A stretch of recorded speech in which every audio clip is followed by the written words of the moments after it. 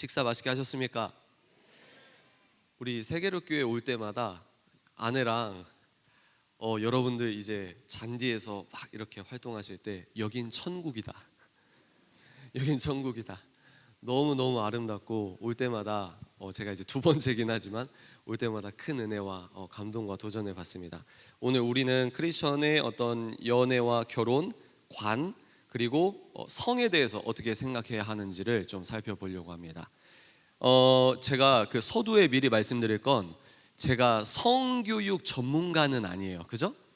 성교육 전문가는 아니기 때문에 여러분께서 내가 좀 더 정말 전문적으로 우리 다음 세대를 위해서 우리 젊은 세대와 나라를 위해서 성경적 성 가치관을 배우고 싶다 그러시면 한국가족보건협회라고 네이버에 치시면 홈페이지가 나오거든요.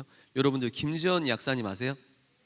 네, 김지연 약사님께서 대표로 계신 가장 뛰어나고 가장 성경적이고 훌륭한 단체라고 생각합니다. 여러분들 거기에 문의하시거나 전화하시거나 알아보시면 성경적 성 가치관에 의거한 커리큘럼 아주 단단합니다. 아주 좋습니다. 그래서 그런 것들을 전문적으로 공부를 하셔도 됩니다.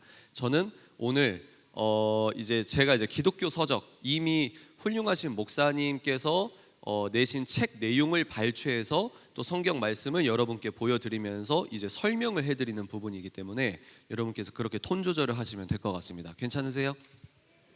좋습니다. 제가 이 4년 전에 연애 결혼 멘토링이라고 네이밍을 해서 서울에서 이제 강연을 했어요. 그런데 이제 제가 메인으로 사자그라운드가 이제 메인으로 삼고 있는 건 이제 독서 멘토링이고 이제 연애 결혼 멘토링 그래 청년들이 연애 결혼도 궁금해하겠지 하고 그것들도 이제 티켓 오픈을 했습니다. 그런데 독서 멘토링보다 세상에 연애 결혼 멘토링의 청년분들이 너무 많이 찾아오시는 거예요. 너무 많이. 지금은 여러분들 크리스천들이 어떻게 연애해야 되는지 물론 예전에도 그런 관련 서적이 있었지만 지금은 이제 여러저러 이런 말들이 있어요. 근데 4년 전에는 제가 거의 초창기에 목소리를 냈던 사람 중에 한 명이라고 저는 인식하고 있습니다. 그만큼 이게 이렇게 청년들의 니즈와 원치가 있었단 말이야. 이렇게 좀 제가 스스로 놀랄 만큼 그렇게 많은 관심을 받았었습니다. 그런데요 3년 4년이 지나가니까 참 뭐 아이러니하게 슬픈 일이죠. 요즘 청년분들은 어떻게 생각을 하시냐면 자 보세요. 예전에는 제가 오전에 뭐라고 했죠?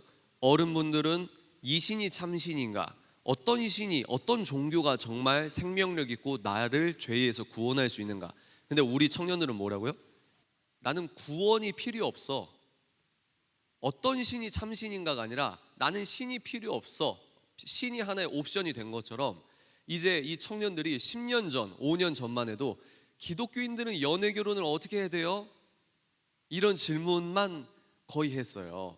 근데 4년, 5년이 지났는데 지금은요 좀 바뀌었어요. 어떻게 바뀌었냐면 기독교인이 왜 결혼을 해야 돼요? 기독교인이 왜 연애를 해야 돼요? 이해가 되십니까? 지금 무서운 속도로 비혼주의가 팽창하고 있습니다. 그래서 지금 우리 청년들에게 예전에 제가 무기명으로 쪽지를 Q&A를 받았잖아요. 그것처럼 다른 교회에서도 청년들이 궁금해하는 걸 이제 쪽지에 써서 제가 이제 받아보면은 꼭 나오는 이야기 중에 하나가 뭐냐면 비혼주의입니다. 비혼주의. 부모님들이 내 자식들이 말이 안 통한다고 나랑 다른 세계 사는 것 같다 이러면서 하나 더 나가서 결혼을 안 한다고 해요. 여러분들 지금 여기 앉아 계신 청년들 중에 나는 결혼 전에 아파트 한 적어도 28평 한 30평 정도는 매매로 할 수 있는 신용과 적금을 들어놨다. 부모님만 믿고 있다. 하나님만 믿고 있다. 여러 가지 버전이 있을 수 있겠죠. 그런데 그만큼 우리 현실 세계에 사는 우리 청년들은 한반도에서 이렇게 집값이 비쌀 때가 없었거든요. 그래서 무조건 청년들 너희들은 무릎을 꿇고 기도해야 돼. 너희들은 더 열정을 갖고 기도해야 돼. 이렇게 하는 것도 반은 맞는데 반은 시대적으로 이런 사회에서 사는 게 이제 또 특이한 부분이 있는 것도 사실입니다. 그래서 이게 녹록지가 않다는 거예요. 그래서 대출을 받아도 매매를 할 수 있는 가격도 아니고 좀 더 깨끗하고 넓은데 살고 싶은 마음이 인간의 본능이잖아요, 그죠? 그런데 이 대출을 받아도 전세도 안 나와요.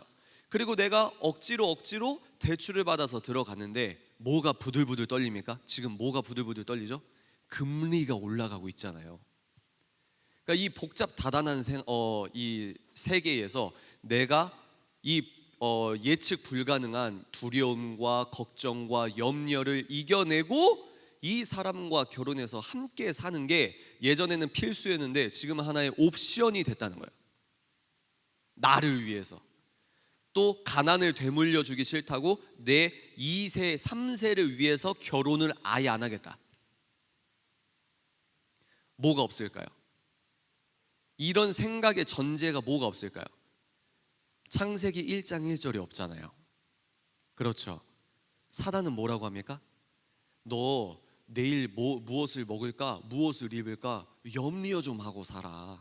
요즘이 어떤 사회인데 경제학적으로 이런 사회가 예측되고 이런 사회가 예측되고 이런 사회가 예측되는데 너 바보같이 지금 너 주변 애들은 10명 중에 9명은 대학교에서 성적 공부하고 최선을 다해서 스펙 쌓고 그렇게 겨우 돈 벌어도 될까 말까인데 너 지금 교회에 매여서 뭐 하고 있는 거야? 너 30대 되면 어떻게 살 거야?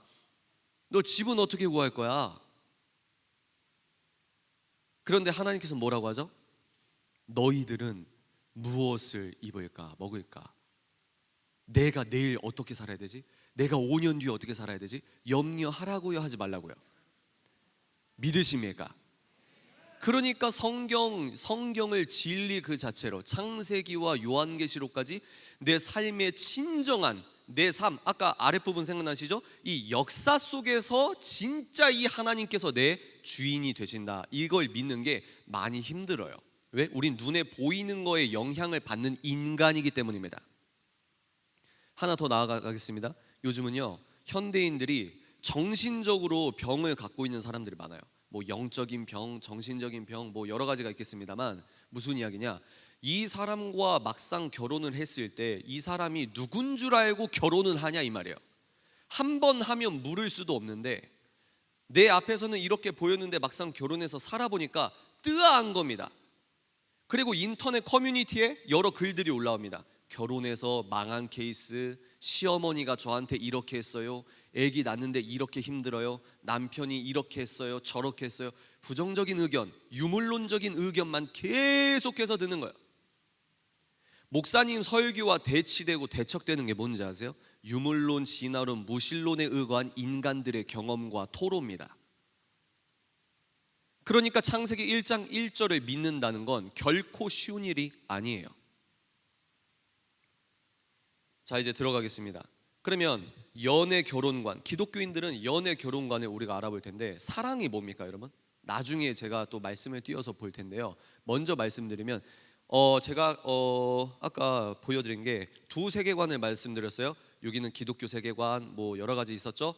결론이 뭡니까? 옳고 그름의 주인이 누구? 예수 그리스도. 여러분 오전에 들으셨어요? 오전에 저 보셨어요? 자, 넌 크리스천 세계관의 결론이 뭐였습니까? 옳고 그름의 기준이 뭐다? 나, 인간. 자, 그러면 사랑을 한번 봅시다. 사랑. 기독교 세계관에서, 성경에서 사랑을 뭐라고 합니까? 제가 나중에 새 구절을 보여드릴 텐데 먼저 미리 말씀드리면 하나님이 사랑이에요. 아멘이십니까? 아니 예배드리고 신 사랑하는 아가페랑 내가 이 사람이랑 성관계하는 에로스는 다른 거 아니야? 이게 뭐라고요? 제가 아까 이게 두 개로 쪼개졌다 그랬죠? 아까 뭐라고 했습니까? 밑에는 유물론적 사랑, 육체적 사랑, 정신적, 종교적 사랑. 근데 이거는 하나로 통일된 관점이 아닙니다. 사랑 하나도 넌 크리스천적, 크리스천적으로도 다른데 크리스천 중에서도 사랑을 또 이분법적으로 나눠서, 아니 연애의 주인공은 나잖아. 하나님의 은혜입니다. 내 모든 인생을 주님께 바칩니다. 내 인생의 주인 되십시오. 손 들고 아멘은 하는데 이제 예배 끝나고 결혼의 주인공은 나잖아. 연애의 주인공은 나잖아. 결혼 준비의 주인공이 나잖아. 왜요? 역사. 사실과 뿌리가 끊긴 추상적 종교 생활을 하기 때문입니다. 여기에 온전한 관점으로 성경은 눈에 보이는 세계와 눈에 안 보이는 세계를 통합적으로 설명해주는 유일한 책이 성경인데, 그 성경은 진리인데, 사랑이 뭐냐? 창세기 1장 1절을 믿으십니까? 그러면 내가 느끼는 사랑의 감정과 내가 우리 애인에게 느끼는 질투와 시기심의 근본 원 출처가 누구예요? 여호와 야훼 하나님입니다. 믿으십니까? 이게 창세기 1장 1절의 사실과 진리라고 믿는 사람들의 세계관이에요. 결혼 준비할 때 모든 주권이 나야. 왜? 내가 통장에 돈이 더 많으니까. 너는 내가 집 해왔으니까 가구 이렇게 하고 있잖아. 그러니까 너는 내 눈치를 봐야 돼. 내가 돈이 많고 내가 결재권자니까 너는 나를 따라야 돼. 뭐죠? 주인이 나잖아요. 너와 내가 어떻게 하면 하나님께서 기뻐하시는 결혼 준비를 할 수 있을까? 어떻게 하면 신혼집을 우리가 정해진 하나님께서 기뻐하시는, 우리가 평판과 체면이 아니라 하나님께서 기뻐하시는 결혼 준비를 할 수 있을까? 모든 중심이 어디입니까? 하나님이에요. 왜? 원 출처가 창조주 하나님이시기 때문입니다. 그러니까 기독교 세계관이 왜 중요하냐? 아까 제가 뭐라고 했죠? 전제적 기독교 변증. 이 대전제가 뭡니까? 여러분들이 취업을 하시든 애인을 사귀시든 썸을 타시든 그 대전제가 여호와 하나님께서 이 우주를 창조하셨고, 내가 느끼는 이 사랑의 출처의 본 원저작자가 여호와 하나님이라는 거예요. 내가 애인에게 질투하는 것보다 여호와 하나님께서 여러분들이 세상을 사랑할 때 슬퍼하시고 시기하시고 질투하시는 게 하나님이세요. 질투하시는 하나님이십니다. 아멘이십니까? 우리의 본 감정의 출처는 하나님이시라는 거예요. 그래서 우리가 이렇게 알아봤는데요. 그러면 이 사랑이, 그렇구나, 사랑도 창세기 1장 1절 위에 사랑을 쌓는 게 굉장히 중요하구나. 그러면 우리가 연애 결혼관이라고 했죠. 그러면 연애부터 다루지 않고요, 결혼부터 다룰 겁니다. 그러면 연애부터 다뤄야죠. 왜 결혼부터 다룹니까? 결혼이 다져져야 연애가 해결되기 때문입니다. 크리스천에게 결혼은 뭘까요? 여러분, 결혼을 꼭 해야 할까요? 아멘. 성경에서 여러분께 권유하는 건 두 가지입니다. 반전이 있죠, 그죠? 무조건 결혼하는 게 하나님의 뜻이야, 이렇게 하면 안 돼요. 왜? 성경만이 절대 진리니까. 성경에서 여러분께 권유하는 건 두 가지입니다. 한번 따라해 보실까요? 첫째, 결혼. 둘째, 독신. 독신과 비혼은 다릅니다. 어떻게 다를까요? 사도 바울이 너네들 나처럼 사는 걸 권유할게. 그런데 성욕을 참지 못하면 결혼해. 이게 성경 말씀이에요. 독신도 권유했다는 거예요. 그런데요, 독신은 비혼과 다릅니다. 어떻게 다를까요? 독신은요, 마음의 동기가 주님을 위해 결혼을 내려놓는 겁니다. 똑같죠? 주님을 위해 결혼을 포기하고 내려놓는 것, 주님의 순결한 신부로서 실제로 살아가는 것. 근데 뭡니까? 여기서 뭐죠? 비혼은 나를 위해 결혼하지 않는 거예요.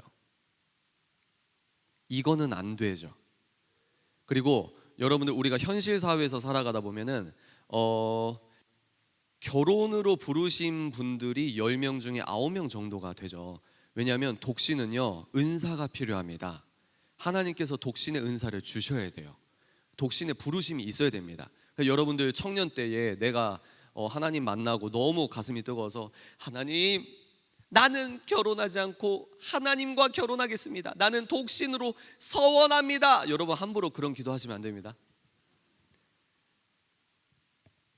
그런 마음을 기뻐 받으시는데 자연스럽게 살아가다가 좋은 사람이 있으면은 여러분들 연애와 결혼하시길 바랍니다. 그리고 특히 젠더 이데올로기, 젠더 독재 사회가 있기 때문에 여러분께서 기독교인과 연애하고 결혼해서 한 가정을 꾸리고 그렇게 살아가는 것 자체가 엄청난 선교예요. 내가 결혼을 하고 애를 키우는 것 자체가 엄청난 선교의 시대가 여러분들이 살고 있는 시대입니다. 자, 다시 돌아옵니다. 결혼이 뭘까요? 존 파이퍼 목사님 말씀하십니다. 결혼은 그리스도와 교회의 관계를 상징한다. 이게 창세기 1장 1절에 믿는 사람들의 전제입니다. 뭐라고요?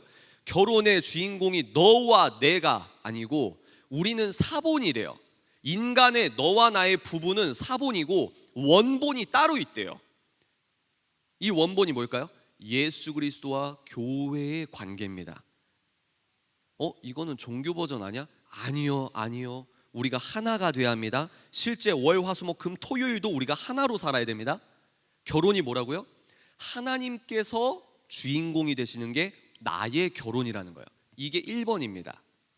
우리의 결혼은, 인간의 결혼은 사본인데 내 결혼 생활과 결혼식이 무언가를 투영하고 있어요. 뭘 투영하고 있냐면 예수 그리스도와 교회의 관계가 투영되어 있다는 겁니다. 내 결혼에 실제로. 그러면 이 기독교 세계관으로 우리가 결혼을 이렇게 생각하는데, 넌 크리스천, 성경을 진리라고 생각 안 하는 넌 크리스천과 여러분이 연애하고 결혼하면 이 말이 통할까요? 안 통할까요? 우리는 사랑을 뭐라고 한다고요? 하나님, 의지, 약속입니다. 절제입니다. 우린 이래요. 근데 넌 크리스천 뭐라고 하죠? 세계관 자체가 믿지 않아요, 성경을. 결혼이 뭐야? 사랑이 뭐야? 성관계야. 이렇게 귀결될 수밖에 없어요. 근데 우린 뭐라고요? 결혼이 뭐라고요? 하나님께서 하시는 일이고 하나님의 영광을 드러내는 일이고, 그리고 우리의 결혼은 사본이야. 어떤 게 원본이야? 예수 그리스도와 교회의 관계를 투영하고 있어. 이 말은 뭐냐? 우리가 이걸 믿을 때 내가 아내와 일주일, 나는 그냥 무의식적으로 아내를 섬기고 사랑하고 가정 예배 드리고 말씀이 살아있게 우리 집에서 거실에서 예배 드리고 그렇게 사는 하루하루가 하나님 보실 때는 영적 예배라는 거예요. 결혼 생활이 영적 예배라는 거예요. 결혼은 그리스도와 교회의 관계를 상징합니다. 그것이 결혼의 가장 깊은 의미라고 말씀하고 있습니다. 성경을 통해 결혼에 대해 깨닫는 가장 근본적인 것은 결혼이 하나님이 하시는 일이라는 겁니다. 여러분, 결혼을 누가 해요? 내가 하잖아요. 근데 이건 유물론적인 관점입니다. 결혼의 주체가 누구냐? 결혼을 시키시는 분이 누구냐? 하나님이세요. 믿으십니까? 또한 결혼에 대해 성경에서 배우는 궁극적인 것은 결혼이 하나님의 영광을 위한 것이다. 자, 여기 볼까요? 이 세계관에 의거해서 결혼이 뭡니까? 하나님의 영광, 오직 하나님의 영광. 이게 뭐라고요? 내 결혼의 목적이라고요. 이거를 여러분, 교회 버전에서 믿음 좋아 보이는 걸로 내 머리깨산으로 아멘하지 말아보세요. 진짜 여러분 영이 반응을 해보세요. 여러분의 결혼의 목적이, 내가 지금은 저 명품백 사고 싶은데 못 사는데 돈 많은 남자 어떻게 만나서 카드 할부로 이제 질질 끌지 않고 내가 좀 신분 상승했네, 레벨업했네, 재산이 증식됐네, 이런 개념이 아니고, 내가 결혼하는 목적이, 남자분은 뭐죠? 내가 돈 많이 벌어서 스펙이 좋고 사회적 명망이 있고 더 젊은 여자 찾아야지, 더 육감적인 여자 찾아야지, 더 예쁜 여자 찾아야지, 이게 아니고 그게 뭡니까? 나를 위해 결혼하잖아요. 나를 위해 연애하잖아요. 그럼 이렇게 논박합니다. 그러면 기독교인들은 사생활 없이 그냥 연애도 뭐 하나님, 뭐 결혼도 하나님, 그 우리가 답답해서 뭘 살아? 어떻게 살아? 그게 바로 성령 충만하지 않는 사람들의 특징일 수 있습니다. 왜 그러냐? 성령이 충만하면요, 하나님께 영광 올려드리는 게 억지로 끌려가는, 무슨 우리가 개목걸이 목에 걸쳐서 질질 끌려가서 억지로 영광 그런 영광 받지 않으십니다. 우리가 성령이 충만하면 어떻게 되죠? 내가 원해서 그렇게 사는 거예요. 하나님께서는 자유의지를 건드리지 않으십니다. 한국 성도님들은 수동적일 때가 많아요. 감나무 밑에서 입 벌리고 있는 걸 믿음이라고 착각하는 성도님들이 얼마나 많은지 모릅니다. 그러나 사복음서를 여러분 살펴보십시오. 감나무 떨어질 때까지 입 벌리고 있는 건 믿음이 아니에요. 예수님께서 사복음서 보시면 칭찬하시는 사람들이 있습니다. 순서를 기다렸나요? 아니요. 믿음으로, 자유의지로, 손님들 많고 병자들 많고 스케줄 꽉꽉 찼는데 에어컨도 없어서 땀 삐질삐질 흘리시고 예수님 아주 사람에 둘러싸여가지고 축사하시고 계시는데 지붕을 뜯은 거예요. 병자리 내린 겁니다. 그 자유의지를 믿음이 좋다고 인정하시는 거예요. 자유의지를 건드리지 않으세요. 오직 하나님께 영광을 위하여 연애하고 결혼하는 겁니다. 여기서 뭐죠? 나의 영광을 위하여, 나의 욕구 충족을 위하여. 저는 왜 이런 주제를 해도 심각하죠? 안 그렇습니까? 괜찮으세요? 그러면 결혼이 이런 거였어? 결혼도 하나님의 영광이고 이게 참 기쁨이고 이런 결혼과 이런 결혼 생활이 영적 예배였단 말이야? 그러면 데이트가 자연스럽게 정의가 되는 거예요. 여러분, 연애가 뭘까요? 연애가 뭐라고 생각하십니까? 우리 크리스천 분도 한번 대답해 보시겠어요? 연애가 뭐예요? 영화관 가는 거? 요즘엔 다시 영화관에 사람들이 많이 간다고 하죠, 그죠? 아니면 뭐 게임 같이 하는 거? 아니면 엄마 아빠한테 MT 간다고 학교 일정이라고 속이고 오빠랑 제주도 1박 2일로 다녀오는 거? 아니면 팬데믹 때는 데이트할 데가 없으니까 모텔 잡아서 노는 거? 데이트가 뭐예요? 여러분이 지금 데이트라고 생각하시는 건 미디어의 영향을 받은 걸 데이트라고 착각하고 있는 겁니다. 헐리우드 영화까지 이렇게 그 미디어 어떤 역사를 올라가면은 데이트가 뭘까요? 남자가 이제 미국이니까 남자가 아빠 허락받고 아빠 키 받아서 자동차 끌고 여자 부모님이 이제 가정 식사 끝나고 이제 데이트 할 때 남자가 문 앞에 있고 여자가 차에 타고 영화관 가고 이런 이미지가 잠재의식 속에 쌓여서 우리가 그렇게 생각하는 거예요. 사랑을 하면 저렇게 연애를 하는 거구나. 잠재의식 속에 누가 안 가르쳐 주는데 미디어가 그렇게 가르쳐 줘요. 그래서 어떻게 합니까? 맛집이다. 그리고 어디 연예인이 왔다. 그러면 사귀면서 거길 가는 거예요. 근데 여러분, 한번 좀 사색적으로 질문을 던질 필요가 있어요. 저 연예인이 갔던 거를 우리가 왜 가야 돼? 이렇게 한번 여러분들이 반추를 할 수도 있어야 되거든요. 왜 그게 연애입니까? 연애가 뭐예요? 그게 왜 연애예요? 크리스천들에게 연애가 뭘까요? 우리 어른분들이 계시니까 너무 다행이라고 생각합니다. 제가 이런 남방을 입어도 결혼 9년 차입니다, 여러분. 청바지 입어도 결혼 9년 차예요. 하나님께서 아직 때가 아닌 것 같습니다. 아직 자녀를 허락하진 않으셨는데 그래도 제가 만약에 결혼하고 아이를 낳았으면 벌써 9살, 10살입니다. 그런데 어른분들은 잘 아실 거예요. 연애는 한번 따라해 보실까요? 기독교인에게 연애란 인격적 대화다. 네, 이게 데이트라고 생각합니다. 결혼하기 전에 이 사람과 인격적으로 대화를 해보셔야 돼요. 왜죠? 이 사람이 정말 예수님을 사랑하는지 예수님을 사랑하지 않는지 여러분들이 계속해서 인격적으로 대화를 나누시는 걸 추천합니다. 목사님들께서는, 훌륭한 목사님들께서는 정말 많이 하시는 게 두 가지가 있거든요. 하나 뭘까요? 결혼식 주례하시죠. 두 번째 뭐죠? 장례 예배집도 하시죠. 그러니까 사람이 살고 죽는 것에 대한 큰 통찰을 갖고 있는 경우가 많습니다. 그러면 내 확신에 의거해서 나는 이 사람 정말 사랑해. 그래서 내 확신에 의거해서 결혼하는 커플들을 굉장히 많이 볼 거 아니에요. 그러면 내 확신을 믿었던, 입이 여기까지 걸려서 결혼할 땐 자기 확신에 이건 사랑이야, 얘는 정말 나의 영원한 반쪽이야, 이런 마음으로 확신에 차서 결혼을 하는데 2, 3년 뒤에 싸우거나 후회하거나. 왜 그럴까요? 우리 확신을 믿기 때문입니다. 그래서 게리 토마스 목사님께서는 어떻게 말씀하셨냐? 결론부터 말씀드릴게요. 여러분들이 어떤 남자를 기도하셔야 되냐, 어떤 여자를 기도하셔야 되냐, 결론부터 말씀드립니다. 하나님의 나라와 의를 먼저 구하는 사람을 찾으십시오. 그리고요, 가장 이상적인 결혼은 같은 교회에서 만나서 연애하고 결혼하시는 걸 추천합니다. 그리고 세계로 교회 같이 이렇게 훌륭한 교회에서는 그게 정말 큰 축복이에요. 그러면 이런 여자분들, 특히 여자분들 이런 말씀 하실 수 있어요. 책임 사장님, 저 남자애랑 제가 뽀뽀하는 상상이 도저히 안 돼요. 얘랑 신앙적인 코드는 맞는데 얘랑 안 돼요. 근데요, 그게 어떤 우리가 프로세스에 속고 있냐면 연애 감정이 사랑이라고 착각하는 겁니다. 뭐라고요? 연애 감정이 곧 사랑이라고 착각을 해요. 무슨 말이냐? 유물론적으로 보면, 신경학적으로 보면 여러분, 도파민이라는 호르몬이 실제로 나옵니다. 여러분들이 사랑에 빠졌다고 할 때 도파민이 나와요. 그래서 이 남자랑 이 여자랑 함께하는 게 실제로 좋아요. 그리고 비이성적인, 내가 평소면 하지 않을 행동을 진짜로 합니다. 오빠 들어가요. 내일 출근해야 되잖아요. 아니야. 너의 집에 데려다 줄 거야. 요즘 사회가 얼마나 무서운데. 아니에요 오빠, 내일 야근해야 된다고 하고 큰 프로젝트 있다고 했잖아요. 아니야 아니야, 나에게 너가 가장 큰 프로젝트야. 그런데 2년 정도 지나면 어떻게 되죠? 너 혼자 집에 못 가겠니?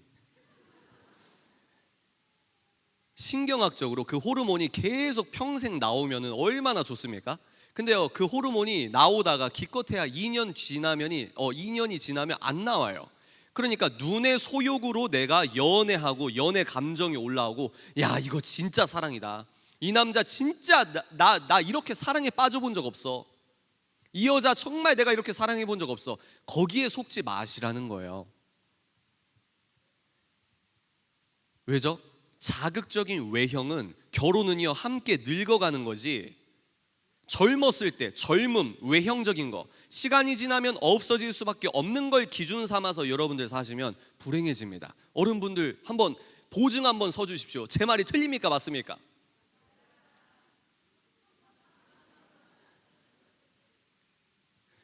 우리 오빠랑 사귀었을 때, 연애할 때 이 오빠 다 좋은데 문제가 한 3 정도 돼. 근데 이거는 결혼하고 나면 하나님께서 은혜를 주시겠지. 이게 뭐죠? 추상성이잖아요. 이 힌트를 잘 보셔야 돼요. 왜냐? 3이죠. 연애할 때는 문제가 3이었으면 결혼하면 이 3이 어떻게 된다? 3천이 된다.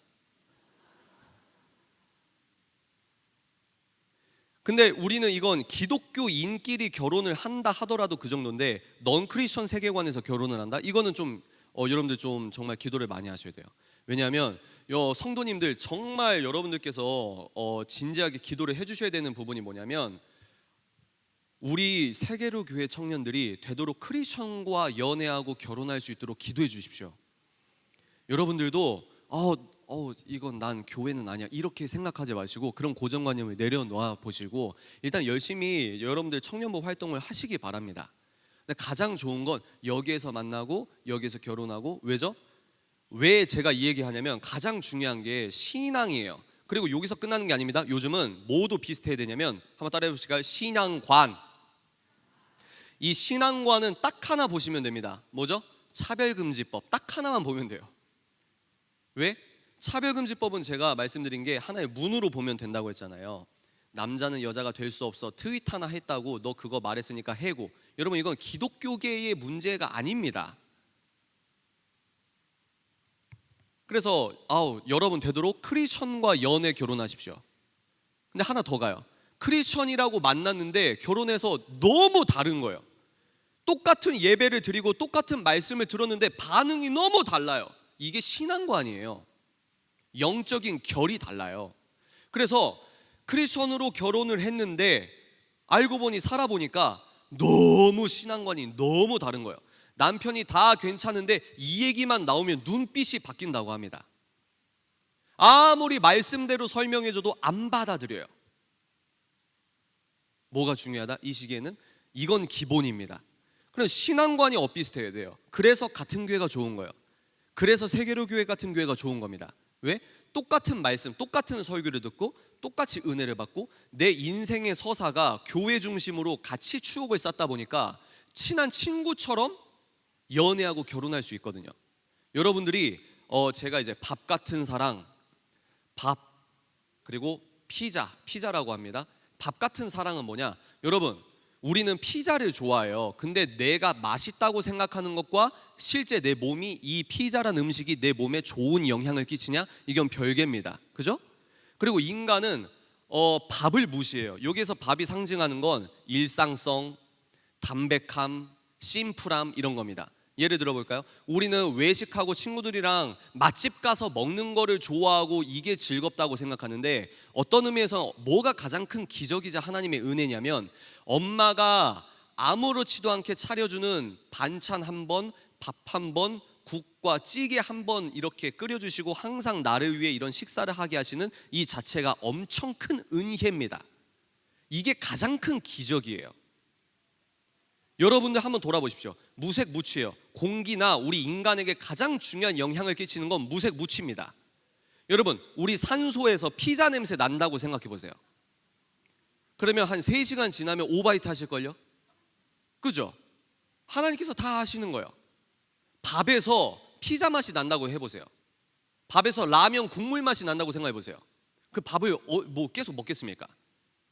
우리가 담백하게 생각하고 내 생명에 영향을 주고 나에게 긍정적인 효과를 주고, 신앙도 마찬가지입니다. 신앙은요, 밥 같은 신앙관이 있고요, 피자 같은 세속적 신앙관이 있습니다. 피자는 뭘 의미하냐? 말초성, 자극성.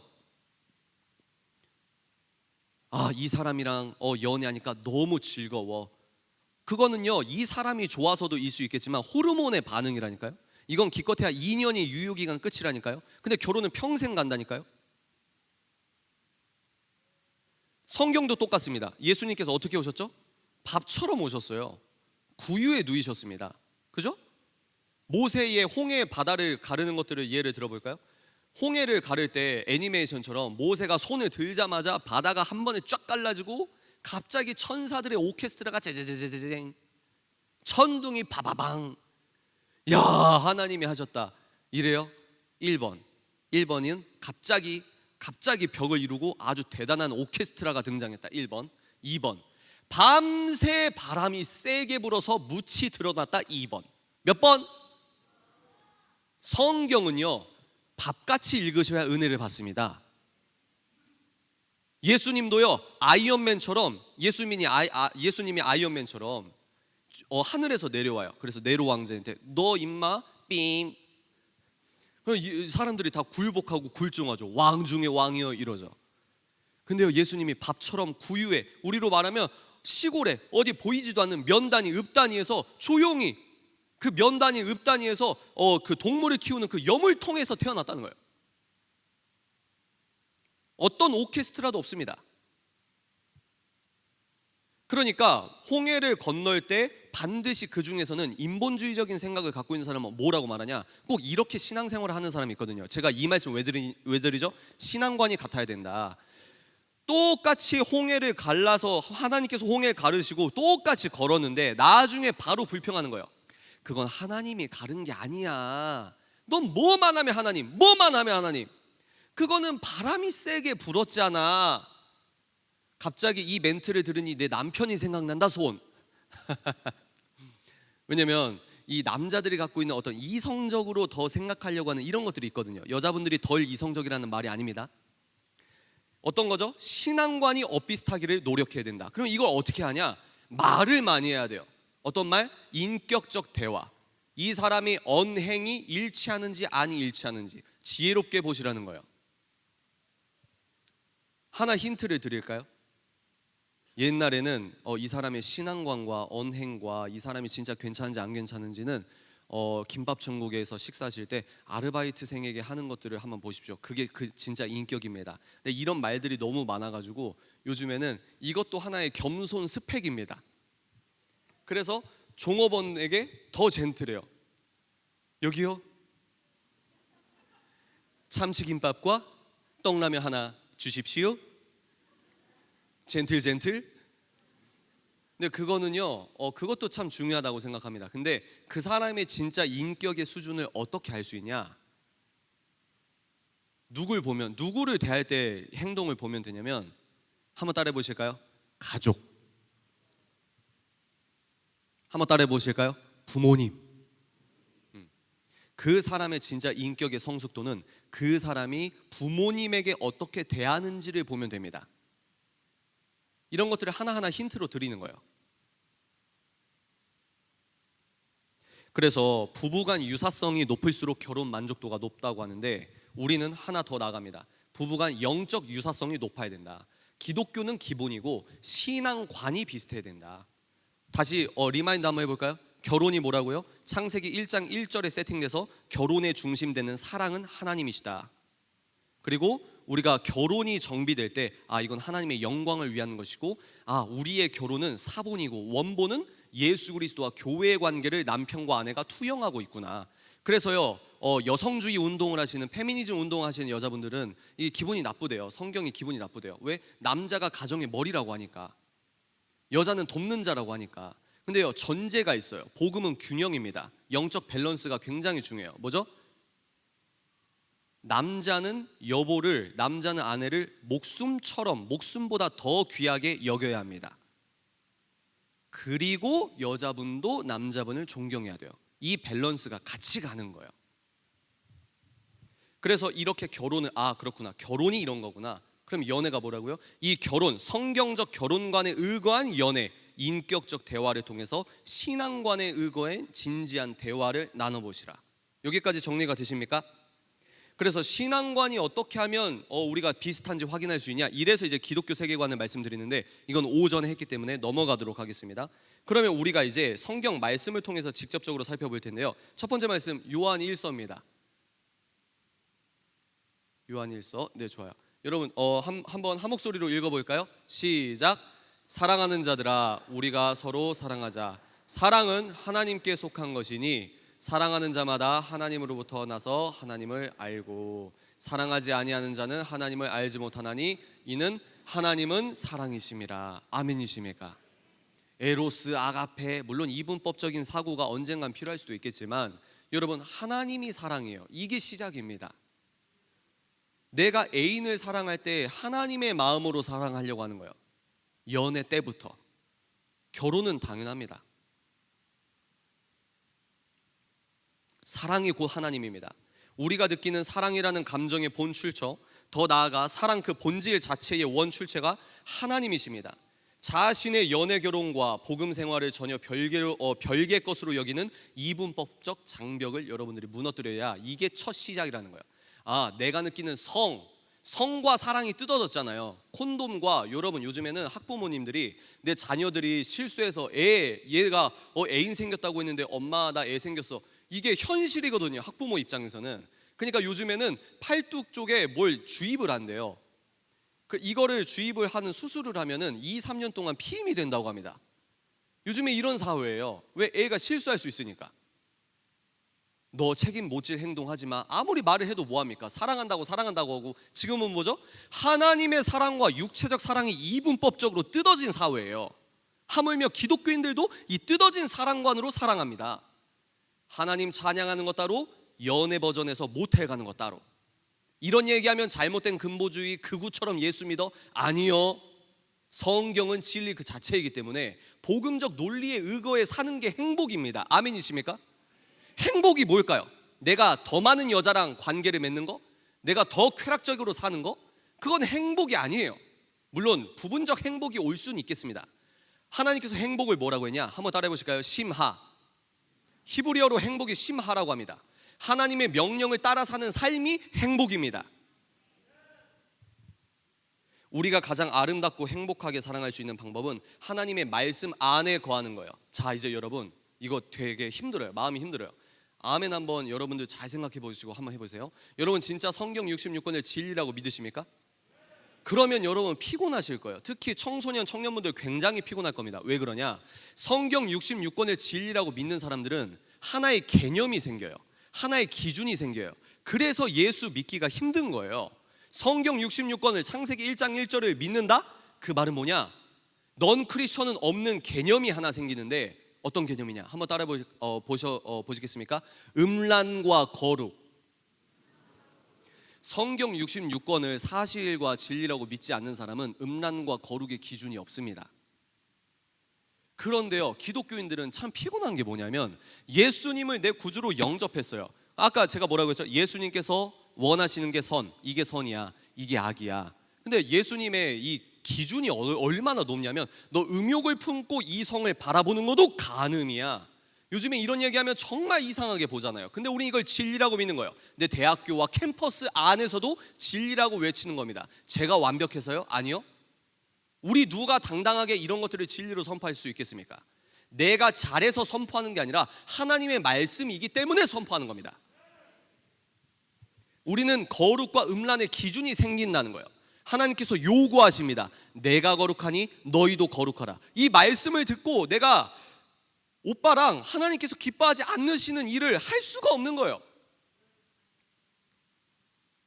예수 믿는 게 결코 쉬운 게 아닙니다. 특히 요즘 예능을 생각해 보십시오.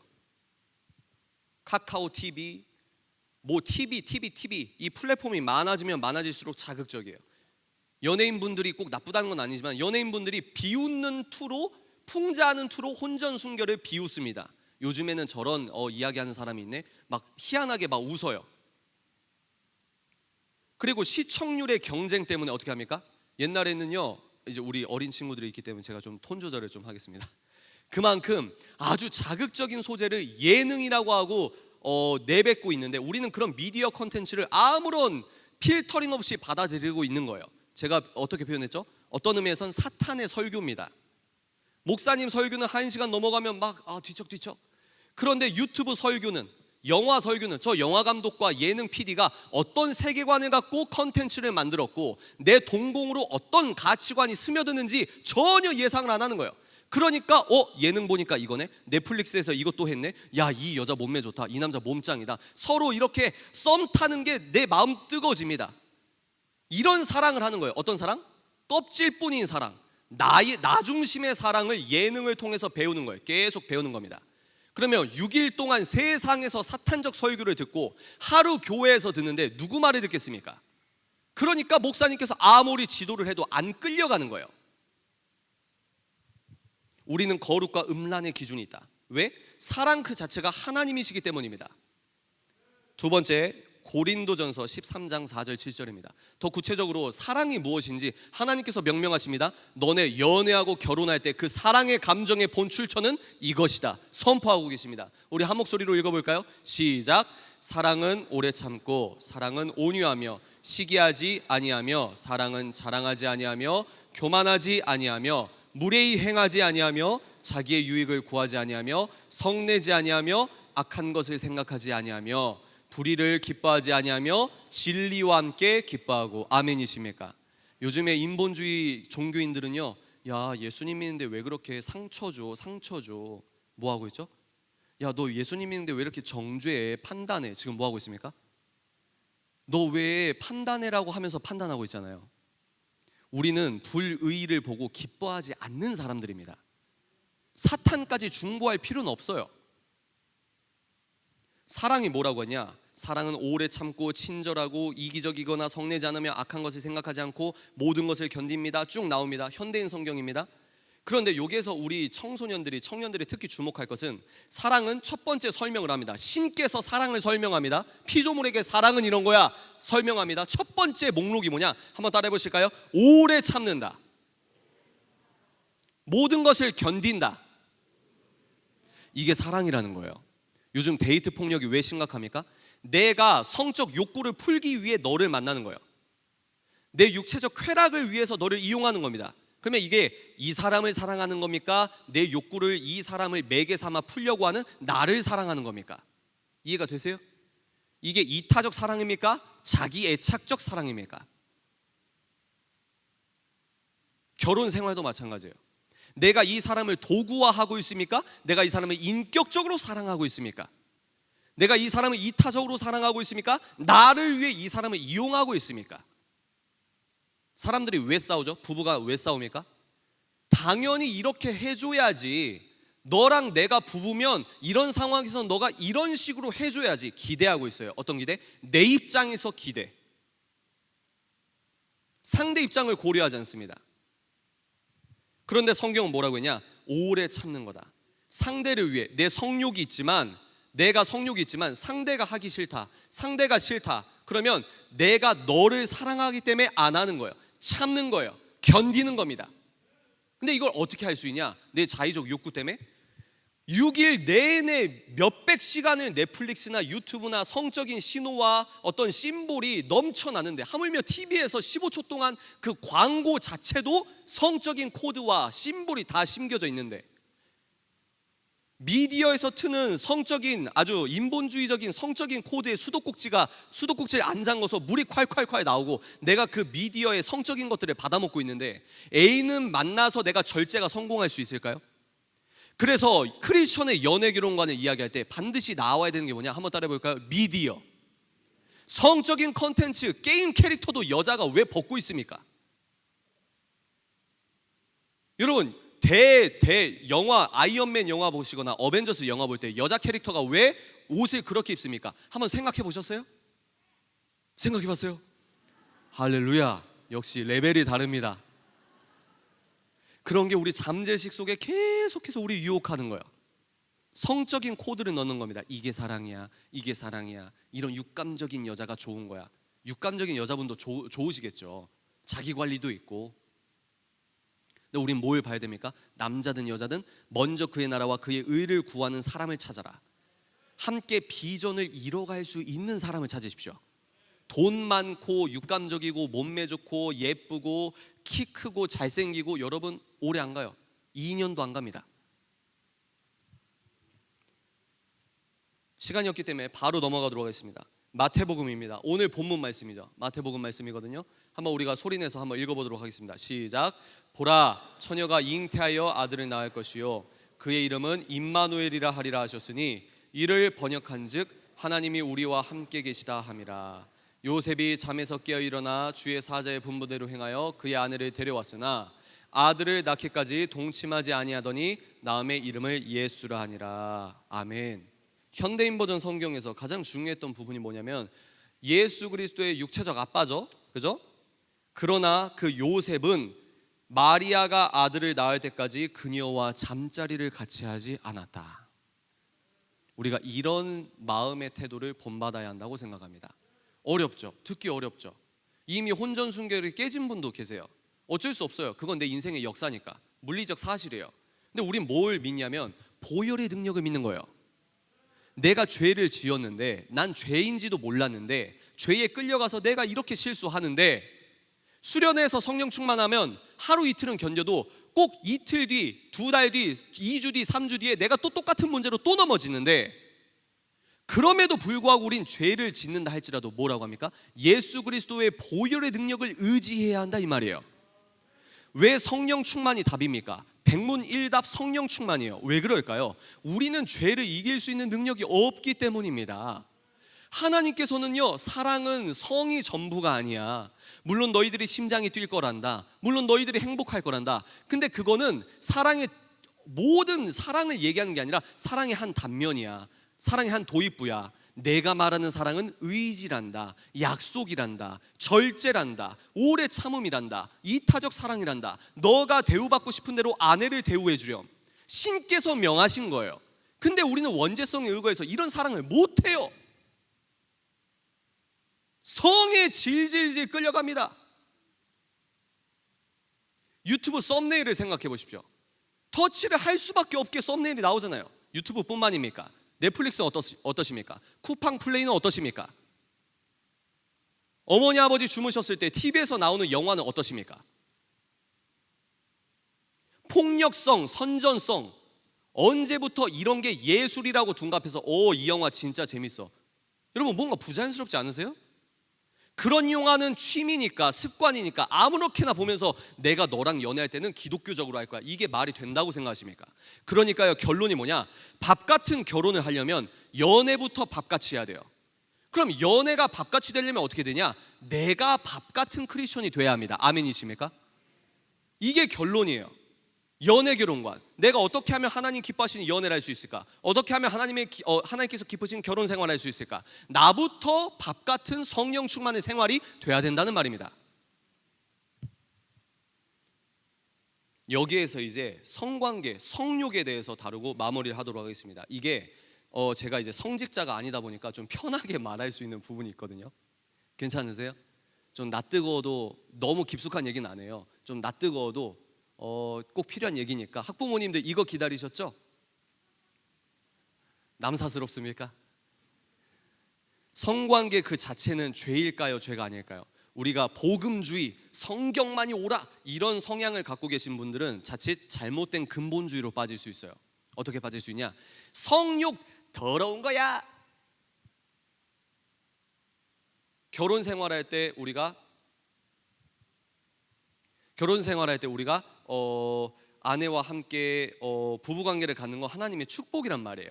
성욕은 여러분 놀라지 마십시오. 더러운 게 아닙니다. 성욕 그 자체는요, 더러운 것도 아니고 저주받은 것도 아닙니다. 성관계는요, 놀라지 마세요. 하나님의 축복의 선물입니다. 놀랍죠? 그런데요, 전제가 있어요.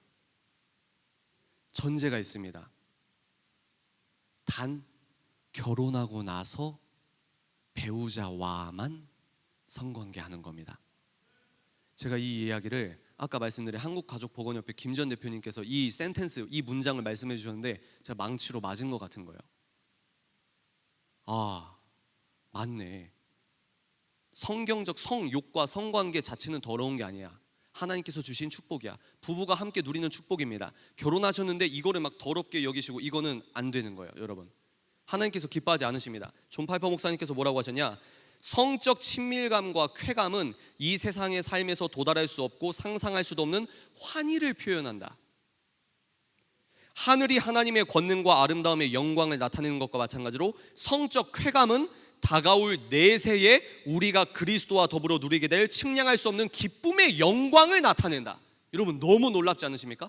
부부간 성관계와 거기에서는 쾌감이 뭐라고요? 내세에 우리가 예수님과 더불어 누리게 될 측량할 수 없는 기쁨의 영광을 나타낸대요. 여러분 우리의 고정관념을 내려놓으시고 성경을 찬양하길 바랍니다. 성욕과 성관계 자체는 더러운 게 아니라는 거예요. 오히려 축복받은 거라는 겁니다. 단 뭐요? 예수님 안에서 결혼 후 배우자와 누린다는 거예요. 근데 사탄은요, 아까 뭐라고 했죠? 이제 사랑을 혐오라고 합니다. 완전히 뒤집잖아요. 요즘에 어떻게 됐죠? 하나님을 그렇게 싫어하니까 너 결혼하지 마. 합리적으로 생각해. 결혼하지 마. 너 성관계는 해도 돼. 애는 낳지 마.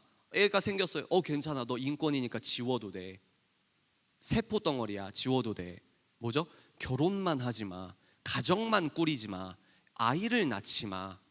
그런데 너 마음대로 살아. 그게 사랑이야.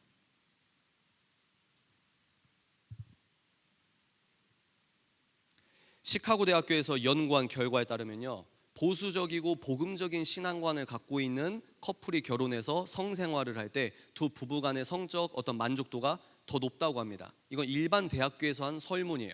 하버드 대학교에서도 비슷한 설문 논문이 있습니다.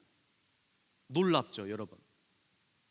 내가 이 약속의 의거에서 절제하고 참고 하나님의 영광을 위해서 부부 관계를 참고 결혼하고 난 다음에 누리는 축복과 내가 이것도 해보고 저것도 해보고 예수 그리스도 진리 밖에 나가는 게 진짜 사랑이고 이게 진짜 자유고 이게 진짜 진보고 이게 진짜 지성이야, 이러면서 생활하시면 하실수록 여기에서 일반 대학교가 이런 도표를 갖고 왔다는 거예요.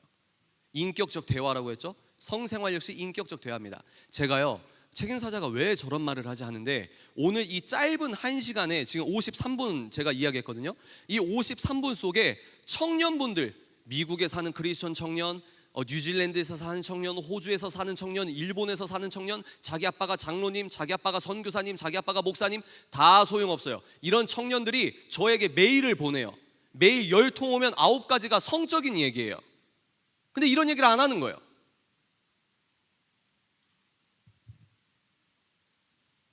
사탄은 바로 이걸 알기 때문에 부부를 미혹해서 정상적인 성관계를 가지려 하지 않게 만들거나 실제로 같이 못하게 하려 한다는 것을 보여줍니다. 이것은 사탄이 우리가 결혼관계 내에서 성적으로 하나 되는 육체적인 기쁨을 누리는 것을 원하지 않는다는 거예요. 자, 정리하겠습니다, 여러분. 제가 말이 많아서 할 얘기는 많은데 일단 진액적으로 마무리를 해도 될까요? 여러분 괜찮으세요? 더 듣고 싶죠? 저도 더 말하고 싶은데 여러분 얼른 가서 쉬셔야 되니까. 자, 정리를 한번 해보도록 할게요. 결혼이 뭐라고요? 사본과 원본, 우리는 사본이다. 뭐가 더 중요하다? 예수 그리스도와 교회의 관계를 우리 부부가 투영하고 있다. 그렇기 때문에 내 부인은, 내 아내는 인격적으로 사랑해야 할 관계가 되는 겁니다. 왜죠? 예수님이 교회에게 하셨던 것처럼 우리가 살아야 된다 이 말이에요. 그리고 크리스천들의 부부 생활은 뭡니까? 나도 몰랐지만 영적인 예배다. 아멘이십니까? 이 전제가 있을 때 연애가 정의가 되는 겁니다. 연애가 뭐냐? 이 결혼을 하기 위한 너와 나의 인격적 대화다. 육체적 대화 아닙니다, 여러분. 인격적 대화다. 그러면서 성경을 살펴봤습니다. 사랑이 뭐라고요? 하나님, 역사의 하나님, 우리 실제 삶을 지배하는 하나님이 사랑이야. 내 연애와 결혼은 하나님이 투영되어 있어. 두 번째가 뭐였죠? 신께서 피조물에게 사랑은 무엇이다라고 구체적으로 말합니다. 거기서 첫 번째 중요한 게 뭐라고요? 특히 미디어 컨텐츠가 범람하는 시대에 중요한 건 뭐라고요? 인내입니다. 견디는 거예요. 근데 우리 식으로 못해요. 왜? 우린 죄인이니까. 근데 우린 뭡니까? 보혈의 능력을 믿습니다. 회개의 능력을 믿습니다. 믿음은요, 한 번도 안 넘어지는 것도 믿으지만 100번 넘어져도 101번 예수 그리스도 이름으로 다시 일어나려고 하는 것도 믿음이라고 생각합니다. 아멘이십니까? 청년분들 되게 중요해요. 여러분들이 어떤 중독에 있는지 저는 몰라요. 교회 열심히 나가서 은혜 받은 느낌 있는데 3주 뒤면 또 똑같이 되죠. 여러분들이 어떤 중독에 있는지 모르겠지만 이거 하나 기억하십시오. 끝까지 101번째 예수의 이름으로 다시 일어난다는 각오를 하시기 바랍니다. 아멘이십니까? 여자분들, 남자분들 감정의 지배를 받지 마십시오. 성령의 지배를 받으십시오. 아멘이십니까? 영으로 알잖아요. 내가 저 사람이랑 썸 타기 직전인데 이 사람과 내가 사귀면 신앙생활의 예배의 일상성이, 예배자의 거룩한 일상성이 무너질 것 같아. 영으로 안단 말이에요. 그러면 어떻게 해요? 감정이 커지면 실제로 내가 도파민 나오고 끌려가고 몸으로 상처받고 배우니까 그렇게 하지 마시고 뭐요? 감정이 커지기 전에 성령의 지배를 받으시라는 거예요. 아멘이십니까? 이게 지혜입니다. 이런 전제를 갖고 연애를 하시라는 거예요. 세 번째, 우리가 본받아야 할 모델이 나와 있습니다. 물론 롤 모델은 예수 그리스도인데 예수님의 잉태되는 과정에서 요셉이라고 하는 사람을 통해서 우리가 야, 나도 이렇게 연애해야겠다, 나도 이렇게 결혼해야겠다. 뭐요? 예수님을 낳기 전까지 동침하지 않았다. 우리가 이런 인내력과 절제력을 여러분들께서 받으시길 바랍니다. 뭐라고요? 영으로밖에 안 돼요. 이런 강의 200번 들어도요 또 똑같이 넘어져요. 그래서 정답이 뭐라고요? 성령께서 여러분을 지배하셔야 돼요. 나는 죄를 이길 수는 없거든요. 근데 성령님을 초대할 수는 있어요. 나는 죄를 이길 수 없는데 성령님 오시라고 기도할 수는 있습니다. 아멘이십니까? 그래서 제가 책을 읽는 사람이니까 내가 정말 책임사자님 지금 다 같이 있어서 이 심각한 고민을 얘기를 못 하는데 메일 쓰시면 제가 답장을 해드릴 수는 있습니다. 여러분 고민 있으시면 메일 해주시고, 내가 이걸 어떻게 이길까요? 책임사자님 그래도 안 됩니다. 내가 이런 설교 몇 번 들어봤는데요, 책임사자님 영상 5번 더 들었는데요, 내가 또 넘어졌습니다. 그러면요 기도도 하시고, 여러분 아주 작은 습관의 힘이라는 책이 있습니다. 그것들 함께 읽어보십시오. 도움이 되실 겁니다. 이해가 되시죠? 그래서 그런 것들 여러분들 실제적으로 내 습관의 문제로 다가가야 된다. 20년 30년 동안 여러분들이 죄에 절어있는 생활을 하셨기 때문에 이런 이야기를 들었을 때 내가 깨닫는 것과 내 몸이 기억하는 건 다르기 때문입니다. 핵심이 뭐냐? 성령 충만으로 내가 성화돼야 된다. 말씀으로 깨끗이 씻김 받아야 된다. 핵심이 뭐다? 절제다. 내 마음, 이거 하나만 하고 우리 중보기도 제가 기도 인도하고 마무리 기도까지 하도록 하겠습니다. 자, 여러분 이거 하나만요. 내 마음이 욕조라고 생각하십시오. 내 욕조에 세상 어떤 세속적인 컨텐츠와 인본주의 사상이 가득 차 있습니다. 이 더러운 욕조를 어떻게 하면 깨끗하게 할 수 있을까요? 퐁퐁을 풀어서 수세미를 밉니까? 아니요. 의외로 간단해요. 인본주의 수도꼭지를 잠그고 맑은 물이 나오는 수도꼭지만 틀면 됩니다. 이해가 되세요? 설거지 할 때 기억나십니까? 소스 있는 거 설거지 싱크대에 갖다 놓고 다른 거 정리하고 갖다 놨을 때 여기 더러웠던 양념장 묻어있던 이 밥그릇이 깨끗해져요, 안 깨끗해져요? 깨끗해지잖아요. 맑은 물만 틀어놓으면 됩니다. 그 전제가 돼야 될 게 뭐냐? 미디어를 줄이십시오. 미디어를 줄이세요. 여러분 자주 들어가는 어플 있죠? 스마트폰 어플. 엄지 손톱이 닿을 수 있는 길이에 있는 어플들 있잖아요. 어떻게 습관을 이길 수 있냐? 어떻게 음란물 중독을 벗어날 수 있냐? 어떻게 자위를 끊을 수 있냐?